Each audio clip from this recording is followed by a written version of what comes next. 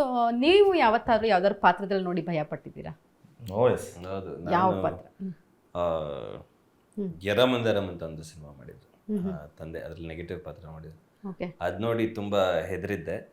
But ತುಂಬಾ effect ಆಗಿದ್ದು ಪಾತ್ರ ನನಗೆ ಅಂದ್ರೆ ಹುಲಿಯಾ ಪಾತ್ರ. ಆ ಕ್ಲೈಮ್ಯಾಕ್ಸ್, ಆಗ ಏನು ತುಂಬಾ ಚಿಕ್ಕ ಹುಡುಗ ನಾನು, ಸೊ ಆ ಕ್ಲೈಮ್ಯಾಕ್ಸ್ ನನಗೆ ತಡ್ಕೊಳಕ್ಕಾಗಿಲ್ಲ ಅವಾಗ. ಆಲ್ಮೋಸ್ಟ್ ಪಾಪ ತಂದೆ, ಅದು ಪ್ರಸಾದ್ ಲ್ಯಾಬಲ್ಲೇ ನೋಡಿದ್ವಿ ಅನ್ಸುತ್ತೆ, ತಂದೆ ಅವ್ರ ನಿರ್ದೇಶಕರ ಜೊತೆ ನಿರ್ಮಾಪಕರ ಜೊತೆ ಎಲ್ಲ ಡಿಸ್ಕಷನ್ ಮಾಡ್ಬೇಕಿತ್ತು ಸಿನಿಮಾ ನೋಡಿದ್ಮೇಲೆ.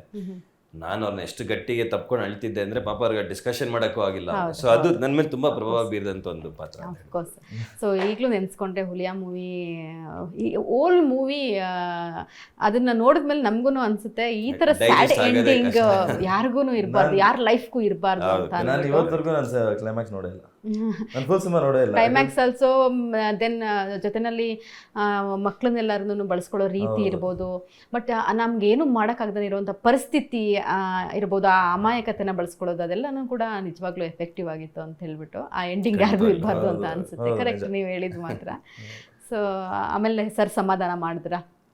ಮಾಡಿದ್ರು ಅಫ್ಕೋರ್ಸ್. ನನಗೆ ಪೂರ್ತಿ ನೆನಪಿಲ್ಲ, ಬಟ್ ಅದು ತಂದೆನ್ ತಪ್ಕೊಂಡು ಹತ್ತಿದ್ ನೆನಪಿದೆ. ಅವ್ರನ್ನ ಬಿಟ್ಟೇ ಇಲ್ಲ ನಾನು. ಒಂದ್ ಕಡೆ ಅಣ್ಣ ಡ್ಯಾಡಿ ಇಟ್ಕೊಂಡಿದ್ರೆ ನಾನು ಥಿಯೇಟರ್ ಓಡೋಗ್ಬಿಟ್ಟಿದ್ದೆ ಆಚೆ. ಮಮ್ಮಿ ನನ್ನ ಕಡೆ ಹಿಂದೆ ಬಂದಿದ್ರು, ನಾನು ಆಚೆ ಹೇಳ್ತಾ ಇದ್ದೀನಿ. ನಾನು ಯಾಕೆ ಹೊಡಿಯಕ್ ಶುರು ಮಾಡೋದಲ್ಲ ಡ್ಯಾಡಿ ಕ್ಲೈಮ್ಯಾಕ್ಸ್ ಅಲ್ಲಿ, ಅಲ್ಲಿಂದ ಹೊಡಿತೀರ ಅಂತ ಹತ್ಕೊಂಡು ನಾನು ಆಚೆ ಹೋದೆ, ಮಮ್ಮಿ ನನ್ನಿಂದ ಬಂದ್ರು.